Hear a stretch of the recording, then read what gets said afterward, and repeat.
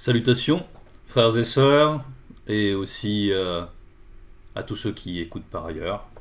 C'est toujours la continuité des messages, donc dans Kalatambale, la Bible authentique. Bibel, nous allons aller dans Esombe 5. Esombe, la réconciliation. Nous verrons au cours de ce message que la réconciliation, c'est quelque chose de très particulier. Et on va aller au verset 9, donc chapitre 5, verset 9, c'est la page 729. Pas au verset 9, pardon, au verset 8 pour commencer. Donc, gloire, honneur et paix pour le non-initié gracié. Gloire, honneur et paix pour le non-initié gracié. On va s'intéresser, parallèlement à ce titre, au fait que, parallèlement à ce verset, que le titre, c'est le jugement du Muniba Bekokisedi, donc l'entité en charge des châtiments du domaine de la nature. Le jugement du Muniba Bekokisedi. Et au verset 8, donc, on nous dit gloire, honneur et paix pour le non-initié gracié. Oui, le non-initié gracié. Dans non-initié gracié, c'est grâce, il y a la grâce. On est d'accord? Et donc, on nous parle ici du jugement. La grâce, c'est justement le fait de ne pas passer par le jugement. Et c'est pour ça qu'il est dit gloire, honneur et paix pour le non-initié gracié, puisqu'il ne passe pas par ce jugement, par cette étape. Entendu. Ça, c'est la chose. Alors, la gloire, quand on nous dit gloire, ça va représenter justement la réalité spirituelle. La réalité spirituelle qui est promise, c'est-à-dire longea buindea. Gloire, honneur et paix. Honneur, ça, pour l'âme, là c'est la dimension de l'âme. Honneur, ça va représenter la dignité de l'âme qui vit l'enseignement. La dignité de l'âme qui vit dans l'enseignement. Et paix, la paix, ça va représenter la concorde entre toutes les consciences. La concorde, l'entente, l'harmonie entre toutes les consciences, celle du corps, celle de l'âme, celle de l'esprit. Entendu. Et pour un initié, lui, par contre, il arrivera au-delà de ça, puisque ce sera la fusion, ce sera la pleine unité. Voilà. Et le non-initié gracié, justement, n'est pas arrivé à cet état de fusion. C'est ce qui différencie donc l'initié du non-initié gracié. Et pour cela, on va voir qu'il y a justement une nuance, c'est que le non-initié gracié n'est pas complètement scellé par la promesse, n'est pas complètement scellé dans le verbe. C'est ce qui est dit ensuite, c'est ce qui est implicite ensuite dans le verset 9. Et pour le verbe de Loba, il n'y a point d'acception de personne. Et pour le verbe de Loba, il n'y a point d'acception de personne. Ça, c'est un principe essentiel qu'il faut toujours avoir dans nos consciences. C'est que la justice, elle ne va pas faire exception du fait qu'on a reçu de l'initiation. Au contraire, c'est ce qu'on va voir. Et pour le verbe de bas, il n'y a point d'exception de personne. Donc ceux qui pourraient s'imaginer dans la bergerie, éventuellement, que, étant donné qu'ils ont une place, étant donné qu'ils sont en train de délivrer des messages, étant donné qu'ils ont une place dans le champ, qu'ils s'occupent des fonctions, ils ont des responsabilités dans la bergerie, et qu'ils s'imaginent que par là, ils pourraient avoir un régime d'exception. Ah, attention, on en a vu plusieurs qui ont eu cette conception des choses. On a vu où ils en sont aujourd'hui. Ils sont dans la déchéance. Ils sont disgraciés, pour certains. Et on voit le résultat. C'est-à-dire qu'ils sont devenus pires qu'avant. Pires qu'avant. Et on le voit dans leurs œuvres, mais bref, je ne vais pas m'attarder sur eux. Et pour le verbe de Loba, il n'y a point d'acception de personne. Bien. Ça, c'est un principe. On va l'étayer un petit peu avec le verset 10. Tous ceux qui ont péché sans la loi périront aussi sans la loi. Et tous ceux qui ont péché sous la loi seront jugés selon la loi. Et dans cette deuxième partie du verset, on nous parle précisément du non-initié gracié qui, lui, n'a pas la conscience de savoir s'il est connu ou pas. C'est là la différence avec l'initié. L'initié est connu, quoi qu'il en soit. Le non-initié gracié peut être connu et non connu. Et ça, on ne le sait pas. Toutefois, Et tous ceux qui ont péché sous la loi seront jugés selon la loi. Donc on voit bien que le non-initié, il est dépendant de cette loi. Il est complètement dépendant. Et même la loi, derrière les lois, on sait que ce sont des entités. Les lois sont des entités. On est d'accord? Et nous, en tant que non-initiés graciés, nous apprenons à imiter la vertu de ces entités et l'impartialité de ces entités. Il y a l'impartialité. Là encore une fois, le Verbe ne fait exception de personne. Donc il y a un rapport essentiel à la loi. Et ça, on va aller voir dans... On va aller dans Mutateli 5, versets 4 à 7. Mutateli 5, versets 4 à 7, c'est page 475. Qui nous dit... Et là, on nous parle vraiment du non-initié gracié. Et de son rapport à la loi. Au verset 4, il nous dit « Ne dis pas, j'ai péché et rien ne m'est arrivé. » Point d'exclamation. En effet, longue est la patience du Verbe de Loba. Longue est la patience du Verbe de Loba. Donc, là, on parle de péchés qui ne sont non volontaires. C'est-à-dire que c'est des péchés, c'est-à-dire c'est le non-initié gracié qui va se laisser à nouveau aller à ces mauvais penchants, à ces petits péchés mignons, éventuellement, et qui va être aux prises avec le péché. Et pour un non-initié gracié, ça va représenter une sorte de rétrogradation, c'est-à-dire que sur le chemin de la sanctification, lorsque le non-initié gracié se laisse aller à ces choses-là, il revient en arrière. Mais néanmoins, si ce péché n'est pas volontaire, il peut être fait grâce. C'est le Verbe qui va considérer si c'est volontaire ou si c'est par faiblesse. Bien. On dit ici donc, longue est la patience du Verbe de Loba. Ne sois pas si assuré de son pardon que tu entasses faute sur faute, faute sur faute. C'est-à-dire que là, on nous parle d'un laisser-aller, mais un laisser-aller qui maintenant rencontre une certaine complaisance dans ses consciences. C'est-à-dire que là, faute sur faute, ça veut dire qu'on est en train de faire... On nous parle éventuellement d'un processus. On accumule. Ne dis pas, la miséricorde du Mudiba Bekokisedi est grande. Il me pardonnera la multitude de mes péchés.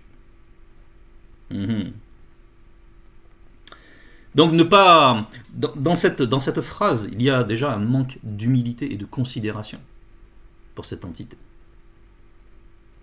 C'est comme si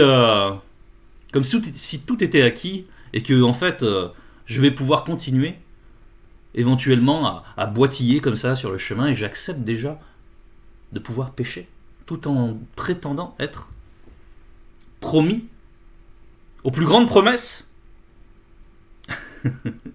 et d'essayer de composer comme ça. Ah non, il y a déjà une forme de complaisance avec le péché. Et ça, c'est pas possible. On ne peut pas être dans cet état de conscience parce que on peut pas être partagé. Ou c'est bien, il faut choisir un camp. Ou c'est le mal, ou c'est le bien. Mais en tant que non-initié gracié, même si on a un statut intermédiaire, ça ne veut pas dire qu'on peut être à la fois dans ces deux camps. En aucun cas. Donc si je me laisse aller au Kongosa, et que par ailleurs j'ai une certaine responsabilité, et que par ailleurs j'ai un accès direct pour parler avec le Mouledi, soit par téléphone, soit par d'autres biais, peu importe, et que je me dis, ah mais moi j'ai une relation avec... Non, la proximité avec le Mouledi, c'est la proximité avec le Verbe. C'est pas parce qu'on a un accès à notre Mouledi du fait qu'on est dans la bergerie, que cela signifie que par là même, nous sommes proches de lui spirituellement. Ah non. La proximité spirituelle, c'est différent. C'est la proximité avec la loi, qui se manifeste par l'obéissance. Et on va en parler plus de l'obéissance. Et verset 7, toujours dans Mutateli, reviens au Verbe de Loba sans délai. Donc si, d'aventure, tu es dans une position où tu t'es laissé aller, voilà la réaction qui est attendue. Voilà où est la crainte du respect qui est due à Loba. C'est de se repentir réellement et on remonte dans le combat, on reconquiert le terrain perdu, on revient dans une conscience qui est transcendée par le Verbe. par le Verbe. C'est donc ça passe par la repentance, c'est le Verbe qui va nous ramener. Mais ça commence aussi par l'humilité, manifester cette humilité, qu'il n'y a pas dans cette phrase. Quand on dit la miséricorde du Moudiba Bekosidi est grande, il me pardonnera la multitude de mes péchés. Ah là, il n'y a pas d'humilité. D'accord. Reviens au verbe de Loba, sans délai, et ne remets pas de jour en jour, car elle surviendra soudain la colère du Moudiba Bekosidi. Et tu seras châtié au jour du châtiment. Ça, c'est en plus, au jour du châtiment. Ok, donc, là, on était dans notre verset 10, au chapitre 5 des Sambé. Tous ceux qui ont péché sans la loi périront aussi sans la loi. Et tous ceux qui ont péché sous la loi seront jugés selon la loi. Verset 11. Ce ne sont pas, en effet, ceux qui écoutent la loi qui sont justes pour le verbe de Loba. Là, on y est. Mais ce sont ceux qui la mettent en pratique qui seront justifiés. Ce sont ceux qui la mettent en pratique qui seront justifiés. Donc ce ne sont pas ceux qui sont là à écouter, qui écoutent les enseignements, parce qu'il y a plusieurs manières d'écouter. Écouter, c'est le commencement de quelque chose. Parce qu'avec l'écoute, une écoute, on va dire, vraiment effective spirituellement, va produire l'acceptation. Et ça, c'est la foi. Et on va aller donc dans Munanganda. Munanganda, c'est le chapitre 2, verset 14, page 779, chapitre 2, verset 14. Le titre, c'est la foi et les œuvres. La foi et les œuvres. Et le verset 14 nous dit, mais quelqu'un dira, toi tu as la foi et moi j'ai les œuvres. Montre-moi ta foi sans les œuvres et moi je te montrerai la foi par mes œuvres. Par mes œuvres. Donc là, on va revenir plus tard sur ce verset et on va aller au verset 15. On va revenir plus tard parce que ça illustre vraiment quelque chose aussi par rapport aux non-initiés. Verset 15, tu crois qu'il y a et qu'il existe un seul créateur qui est Loba. Tu fais bien. Satan, le Muniba Bobé, mauvais esprit, les déchus, les démons et démones de toute race le croient aussi. Et ils tremblent. Et ils tremblent. Bon. Maintenant, qu'est-ce qui va distinguer, c'est ce que nous a enseigné aussi Mouledi, qu'est-ce qui va te distinguer, toi non-initié gracié, par rapport aux démons? Tu sais des choses, tu as reçu une connaissance, tu as accepté le fait que ce soit la vérité, d'accord? Mais comment tu as accepté? Dans quelle conscience tu as accepté? Est-ce que toutes tes consciences ont accepté pour que tu sois, comme il est dit dans le verset 8, dans la gloire, dans l'honneur et dans la paix? Ou bien alors, est-ce que tu es comme ces démons, qui eux n'ont aucune œuvre, ils croient eux aussi, ils ont reçu la foi, ils ont eu cette acceptation. Ils ont la foi, ils ont même la connaissance du fait qu'il n'y a qu'un seul créateur qui est le bas. Donc maintenant quoi? Qu'est-ce qui te distingue? Qu'est-ce qui te distingue? C'est ton obéissance. Uniquement ton obéissance. Et ce sont les œuvres. Les œuvres, c'est avant tout l'obéissance. C'est pas seulement tiens, je vais aider un frère parce qu'il a un souci, etc. C'est bien. Mais les œuvres, c'est avant tout l'obéissance. Et là, on retrouve la notion de doubé que Jaco avait évoqué, le frère Jaco, que je salue, qui avait évoqué ce frère. Doubé, en douala, ça veut dire la foi. Mais ça veut dire aussi obéissance. Car c'est indétachable, spirituellement. C'est indétachable. Il n'y a que les hypocrites pour essayer de détacher ces deux notions. Ces gens-là, ces hypocrites-là, ressemblent à ces géniteurs-là, à Satan, aux déchus. D'accord. Donc, il y a aussi, par exemple, les chrétiens, qui veulent vous dire que non, la loi c'est terminé, mais non, c'est la foi. Il n'y a qu'eux qui sont capables de telles hérésies. C'est-à-dire que pour eux, la loi c'est terminé. Pourtant, même dans leur texte, il est dit que le ciel et la terre ne passeront pas. La loi ne passera pas tant que le ciel et la terre ne passeront pas. Mais ils sont là, ah oui, là la loi elle est permanente, ah oui, mais non, mais c'est la foi. En fait, ils sont dans la confusion, ils tâtonnent. Et en fait, ça les arrange ce tâtonnement. Pour certains. Ils y trouvent un certain confort, puisqu'ils entendent des choses agréables. C'est que seul compte la foi dans leur JC qui n'a jamais existé. Ah, pourvu que je crois ça, pourvu que je clame son nom, c'est bon. merci, je peux continuer à vivre comme je veux, et de toute façon tous mes péchés sont déjà effacés. Et il croit ça, c'est confortable. C'est une foi confortable, mais c'est une foi fondée sur du mensonge. Et la fin de ces choses, c'est le châtiment. Donc, en tant que non-initié gracié, on serait bien inspiré de ne pas ressembler à ceux qui n'ont jamais voulu recevoir l'enseignement. Il faut que nos œuvres concordent.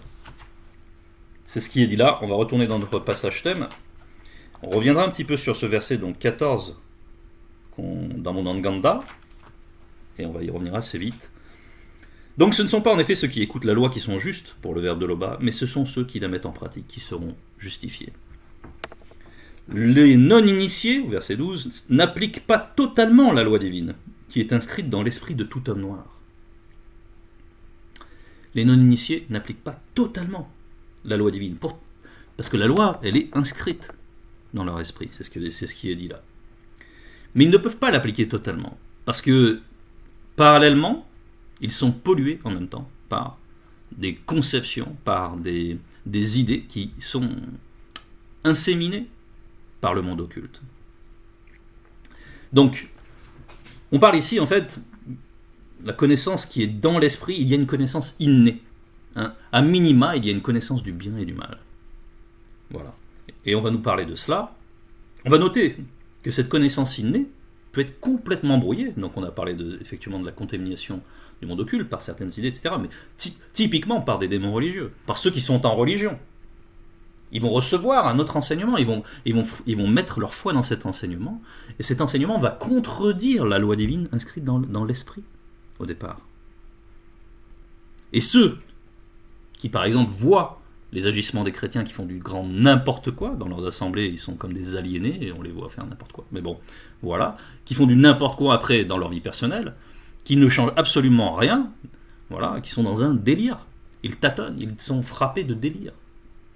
Donc, celui qui reste extérieur et qui a gardé la loi, qui n'a pas voulu rentrer en religion, qui garde quand même le bon sens que lui inculque son esprit, et ce bon sens qui est corrélé à la loi divine, il va observer ces choses. Le non-initié n'applique pas totalement la loi divine qui est inscrite, mais il ne peut pas l'appliquer totalement, puisqu'il n'est pas éclairé en plein. On va voir ensuite, verset 13, « Ainsi, le Verbe montre que l'œuvre de la loi est écrite aussi dans la conscience de leur cœur. » Donc aux non-initiés. Leur esprit en rend témoignage. Témoignage de l'esprit. Car leur conscience s'accuse et se défendent tour à tour. Car leur conscience s'accuse, leur conscience au pluriel, donc s'accuse ou se défendent tour à tour. Donc là, il y a le témoignage de l'esprit, et puis il y a les autres consciences, conscience de l'âme, conscience du corps. Et il y a donc des échanges intérieurement. On va prendre un exemple pour illustrer. On va dire que ce non-initié qui a tendance quand même à écouter la loi divine, qui donc s'est bien gardé de rentrer dans les religions qu'il a estimées complètement fausses, complètement délirantes. Bon, il va écouter le témoignage de son esprit, il va essayer de régler ses voies en fonction du témoignage de son esprit. Mais il y aura aussi des mauvais désirs qui vont s'opposer. Il faut déjà noter que donc ce non-initié n'a pas accès à la paix du non-initié gracié. Et oui, parce que c'est le Verbe qui donne la paix. Et il ne donne pas comme le monde donne. Et ça, ce n'est pas accessible pour le non-initié, cette paix. Et c'est pour ça qu'elle s'accuse et se défend. Il est toujours dans un tourment. Il est toujours dans... Mais il veut arriver quand même à définir une ligne. Cette ligne, il la perçoit par le témoignage de l'esprit. Par exemple, on va dire, voilà, on va prendre un exemple. Le non-initié gracié, il dit, bon, quand même, j'ai passé une bonne semaine, j'ai bien travaillé, allez, j'ai bien mérité de boire un petit coup, quoi. Je vais boire une bonne bière, etc. Que va dire l'esprit? Ouais, tu peux, mais attention, dans une certaine mesure. Et maintenant, ce non-initié va écouter ce témoignage. Faire, bon, d'accord, ok, l'âme on va cohabiter, et puis il va vouloir aller satisfaire cette envie qu'il aura estimée légitime, parce qu'il aura arbitré entre son âme et son esprit. Mais lorsqu'il va aller satisfaire cela, peut-être qu'il aura envie de compagnie. Et il va aller à certaines heures, dans certains lieux, où il trouvera de la compagnie. Mais il n'a pas conscience, puisqu'il n'a pas reçu l'enseignement, il n'est pas averti. Il n'a pas les préceptes de la sagesse pour l'avertir de tout ce qu'il va rencontrer à ce moment-là. Quand la nuit s'est déjà manifestée, quand les personnes sont déjà échaudées par l'alcool, et peut-être qu'il va être en contact avec des personnes qui, elles, ont déjà renoncé à écouter le témoignage de leur esprit, pour s'adonner à leur mauvais penchant, à leur mauvais désir. Et il va être en contact, et c'est avec eux qu'il va festoyer, qu'il va partager du vin, qu'il va partager peu importe l'alcool. Il va échanger avec ces personnes, il n'a pas conscience de ce qui va se produire là, parce qu'il devient une cible prioritaire pour le monde occulte, puisqu'effectivement, il a la prétention de s'accrocher à la loi, et parallèlement, il n'est pas protégé par le Verbe. Donc il devient une cible de choix. Et il n'a pas conscience, ce non-initié, que lorsqu'il va rentrer en contact avec d'autres personnes, derrière telle femme, il y aura une Mengu qui va essayer de l'attirer. Que derrière tels hommes, il y aura des démons guerriers qui vont se moquer, qui vont avoir des échanges, des discussions, qui vont provoquer des disputes, qui vont essayer de l'amener à manifester des insultes, à manifester la violence, qui vont l'entraîner dans des choses, qui vont l'entraîner à essayer de l'écarter de la loi, parce que derrière, il y a une activité occulte, il y a des circonstances. Et étant donné qu'il n'a qu'une connaissance innée, il n'est pas réellement enseigné, comme nous sommes enseignés, nous, non-initiés graciés. Et si nous écoutons bien, nous échappons à toutes ces circonstances. Voilà, c'était pour faire le parallèle, donc avec Munang Ganda 14. Maintenant, donc, le Verbe fait grâce comme à qui il veut. Si cette personne s'attelle vraiment à tenir le témoignage de son propre esprit, le Verbe de Loba fait grâce à qui il veut.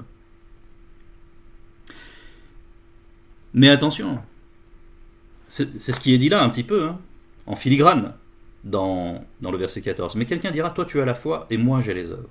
Montre-moi ta foi sans les œuvres. Donc là, c'est le non-initié gracié qui fait n'importe quoi, qui clame Loba constamment, mais qui demeure dans la désobéissance. À quoi ça va ressembler cette foi-là, du non-initié gracié? Ça va ressembler à un corps sans ossature, par exemple. C'est-à-dire une masse flasque, rebutante, qui est déjà vautrée, qui n'a pas de capacité de transcendance.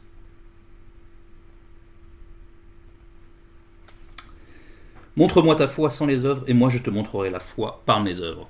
Cette foi-là du non-initié qui quand même reste attelée à cette loi divine qui est dans son esprit, mais qui produit certaines œuvres, certes imparfaites, mais lui, à travers le jugement, il pourra peut-être être sauvé. Tandis que le non-initié, lui, qui fait du n'importe quoi, qu'est-ce qui va lui rester? Il est plus responsable. Il a reçu l'éclairage.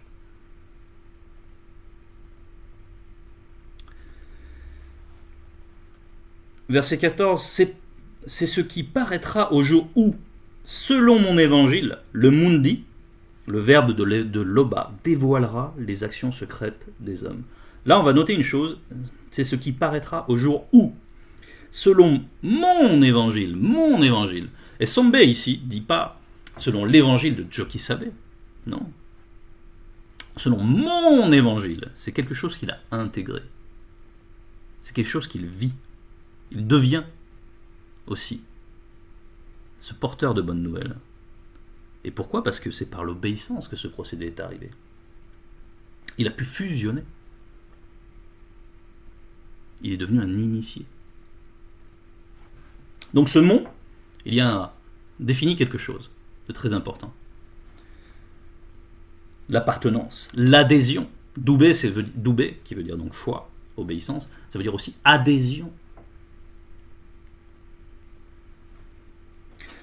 Le verbe de Loba dévoilera les actions secrètes des hommes. Le verbe de Loba dévoilera les actions secrètes des hommes. Et ce jugement, c'est justement la révélation de ce qu'il y a dans le secret de chacun. C'est cela le jugement. Les actions secrètes des hommes. Il n'y aura plus ce en soi. Il n'y aura plus la notion d'intériorité, d'extériorité. Il n'y aura pas les pensées qu'on se dit en soi. Au jour de la grande consommation, ceci va disparaître. Et ça, c'est le Mouledi aussi qui nous l'a révélé. Ce ne sont pas comme ces faux chrétiens qui nous parlent de l'enfer, qui n'y connaissent rien, qui ne savent même pas ce que c'est le shéol, le lac de feu, ils sont dans la confusion totale. Ils ne savent pas. Et puis ils vous parlent de ça comme... ils parlent de ça avec ignorance, comme des enfants qui ont entendu des histoires. Ils répètent des histoires de fantômes, des histoires... C'est de la superstition. C'est de la superstition. D'accord, mais ce que je voulais dire surtout, c'est que la notion d'intériorité va disparaître. La distinction entre intériorité et extériorité va disparaître. Car tout sera un. Et ce qui était là, dans les actions secrètes des hommes, ce qui était dans ce secret-là, ce que les gens mettent dans le secret, ceux qui vont pécher, ils se cachent souvent pour pécher. Ils ont honte, parce que la honte est attachée au péché. Mais quelqu'un pourra utiliser le secret pour faire de bonnes choses aussi. Eh bien, ce secret-là va rejaillir sur l'extériorité. Intériorité et extériorité feront un. Et certains porteront des corps de gloire. Certains porteront la honte pour l'éternité. Et la gloire, c'est donc cette réalité spirituelle qu'on a mentionnée au verset 8. Donc, nous, en tant que non-initiés graciés, ô frères, sœurs, estimons vraiment ce qu'on a. Que ce soit vraiment le trésor que nous mettons dans notre sein. Vivons la loi. Soyons, si l'Oba le permet, à notre tour, des lois. Représentons la loi. Faisons un avec la loi.